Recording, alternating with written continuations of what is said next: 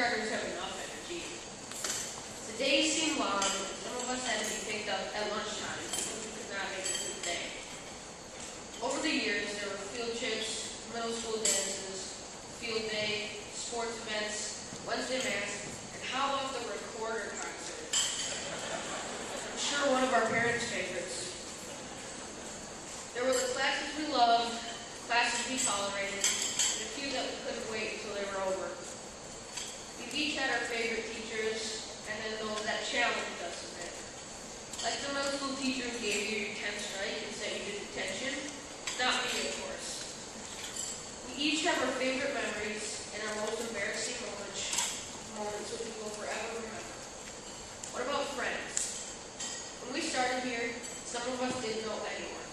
And if there's one thing you need in middle school, you need friends. Look around the room. I hope you can think of every classmate here as a friend.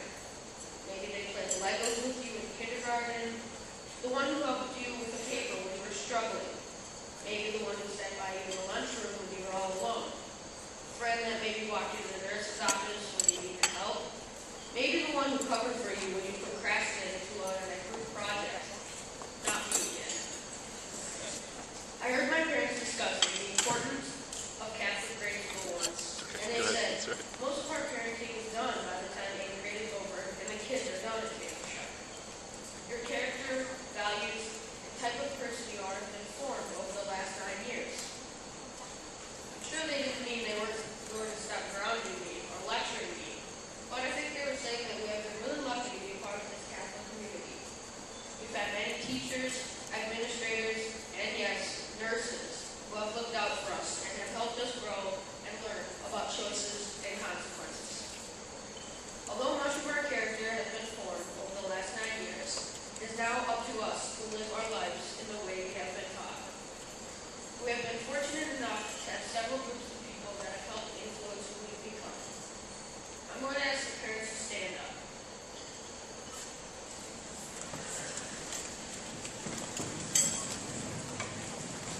Parents, when you look into your children's eyes, you know, without anyone having to tell you, that they have the potential to be something, to be anything if they work at it.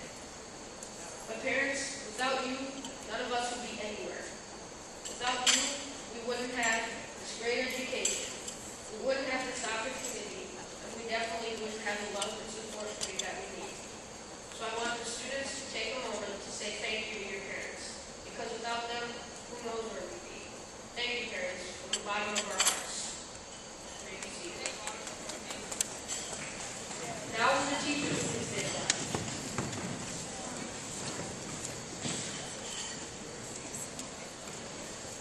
The countless hours you guys put in the study hall, grading papers, coaching Faith and Shepherd sports, and the extra time you spent to help us with our schoolwork sometimes goes unnoticed. But not today. Today is the time that we thank you for all your extra effort you put in for us. We do appreciate it. As a speaker for this marvelous class of 8th graders, I would like to say thank you for everything you do, because without you, the question still stands. Where would we be? Thank you, teachers.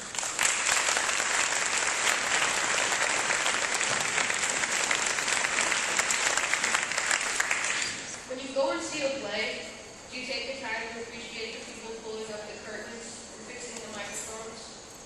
The people behind the scenes who do the dirty work? The people who sit at their desk and make sure the school runs well, or walk through the halls and keep our school cleaned up? Usually not. Those people are a wonderful administration. They are the real morsels that are pulling the cart. They're the ones that keep the train rolling. So could we have all the administration please stand and give them a warm round of applause. Thank you for all that you do to make Faith and Shepherd a great school.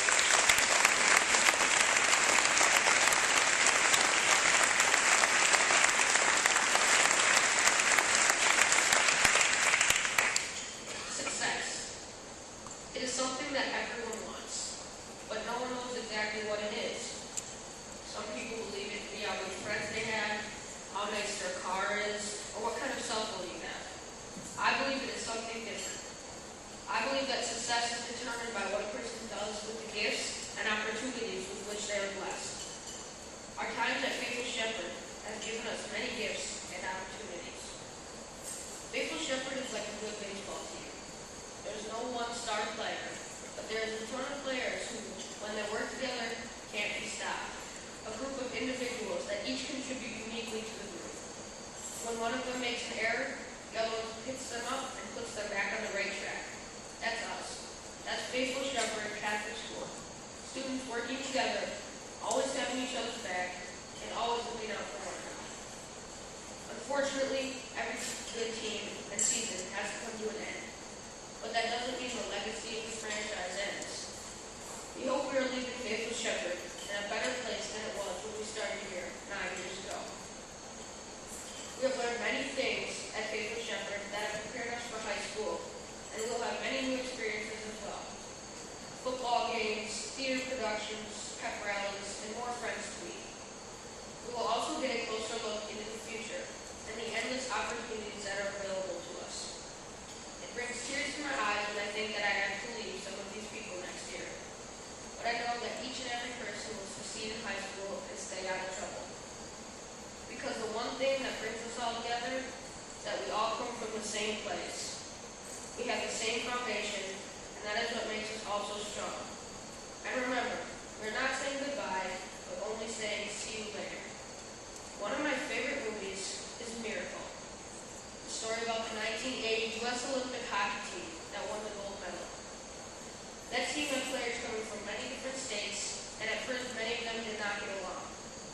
There is a scene in the movie where the coach, Herb Brooks, makes the team skate hard for a long time after already playing the game.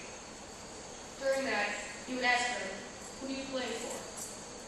And at first, the teammates would say the college they came from, like Minnesota or Boston. When they would say that, Herb Brooks would make them skate longer and harder without telling them the right answer. As the players are dead tired from skating, the captain of the team, Mike Ruzioni, stands up without being asked and says, "My name is Mike Ruzioni, and I play for the United States of America." That was the answer Herb Brooks was looking for. So they are done skating. Kind of like the hockey team, we all came from different backgrounds and didn't know each other 9 years ago. Since then, we have come together as a team and grown together.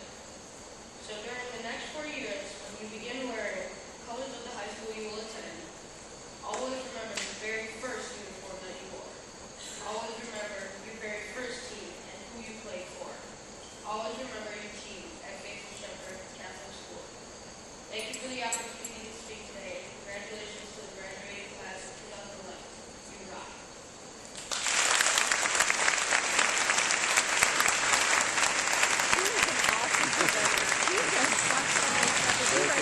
You did, yeah, for the most part, yeah. Amazing. Great.